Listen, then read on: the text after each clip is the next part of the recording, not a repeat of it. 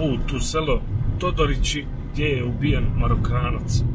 U tom selu živi jedan čovjek i migranti često po prelasku granice iz Crne Gore ovom rutom se kreću do Bileća.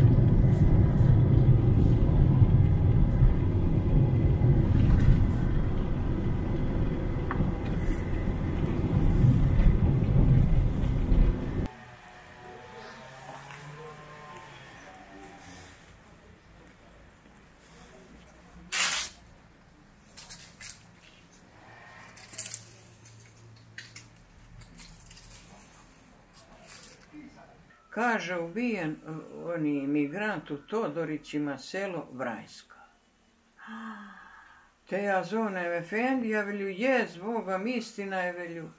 I istina. I onda je hođa došao i jutri dan, zove mene, hoće me nešto fato posla, hoću Bogom. Ako nije, velju, nešto, kaže, da odeš da kažeš gdje će mu mezar kopat. Došao čovjek Srbin i musliman, jedan on je sa sela, on je povratnik. I tu su ja kazala, oni gdje će ga ukopat da ne smeta nikome. I tako ti je to bilo. I onda je sutri dan, nije bogomeno isti dan, efendija došao, pošao rano iz Bijeljine i dženaza je bila u isti dan, kad je mene hođa zvao. Upali u neku kuću napuštenu. Dobro. I što je uzeo kuću na čuvanje, ta ubica.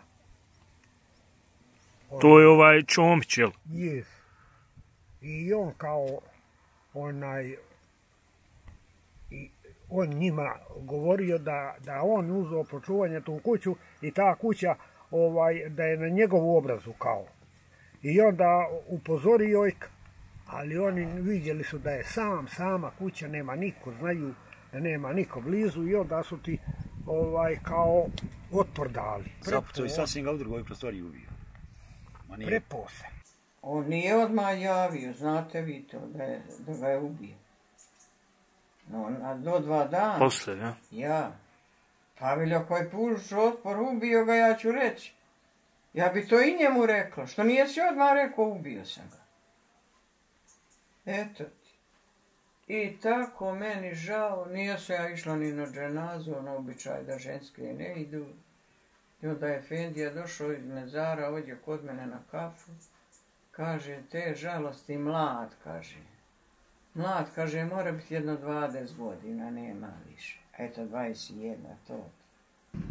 On je kopiljan. Zna šta to znači kod vas? On je vanbračno dijete. I on je, ostavila ga majka, otac mu umro, neđe u svijetu, Boga pita gdje je tamo majka ili je li živa, nije li, i on nemao kud, ovdje nam je djed živio. Aha. Te majke otac. Da. I tu je on nastanio se i mučio, počinio raditi tu, imao problema s nekim kreditima i onda bio žirant i onda ga natjerali da to vraća. Morao je uzeti koze neke i čuvao je tu koze i od toga je živio i brao šumu, prodavao i te stvari.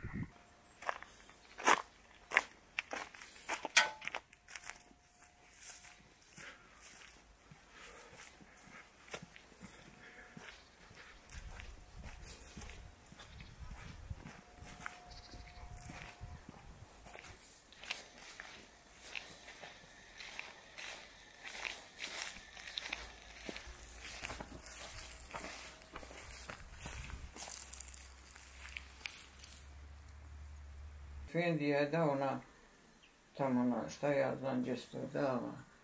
I poznala ga rodbina, kada on mene zove preksinoć, kaže, Fato, imam ti nešto reći, on iz Bijeljine. Zove, kaže, brat me zvao onoga migranta, šta velju, ja nikad tu noć zaspala nijesam. Toliko me potresla. Svejedno majka je svačija isto. Eto ti. I tako, baš mi je drago što će ga otjela da majka bar zna gdje da mu prouči Fatihu. Eto, sudbina ne. Hoće da se prometne pa se zametne. Eto, teška tragedija i eto.